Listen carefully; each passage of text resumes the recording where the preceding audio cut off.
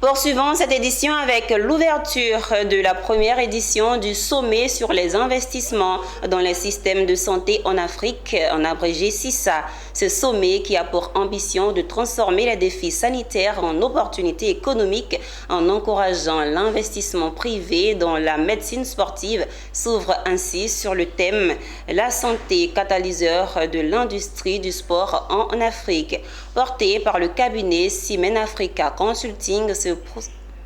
La médecine sportive se présente comme un axe stratégique pour le bien-être des populations et peut aussi booster l'économie du pays. Le sommet sur les investissements dans les systèmes de santé en Afrique, qui s'est ouvert ce mardi 11 février 2025, est la preuve que le sport demeure une préoccupation pour le gouvernement. Tenez, en Côte d'Ivoire, les investissements liés à la Coupe d'Afrique des Nations de football, CAN 2023, illustrent l'intégration progressive de la santé au développement sportif. Le gouvernement fait davantage d'efforts dans ce sens.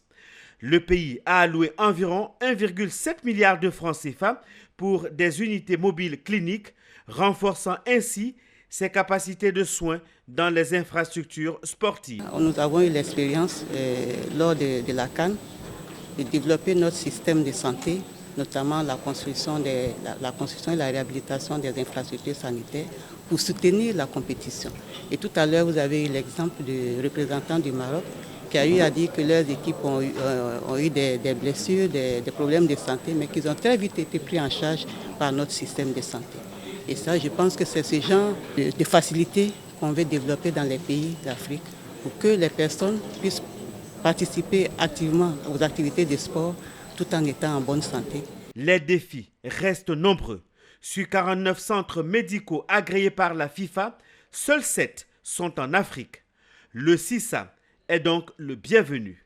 Déjà, dans justement le discours d'ouverture, on disait qu'il fallait s'intéresser à tous ces enjeux qui freinent justement le développement du continent, que ce soit en matière de formation, d'infrastructure, de réglementation, d'assurance maladie, couverture, tous ces aspects-là qui empêchent de développer justement un secteur de la santé qui soit économiquement rentable.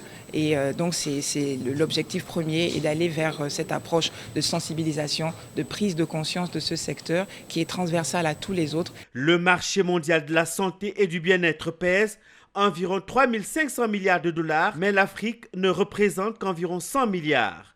Ce sommet sur les investissements dans les systèmes de santé en Afrique se tient sur 2 jours, du 11 au 12 février 2025, avec près de 8 panels, plusieurs masterclass, des hard talks et des rencontres B2B.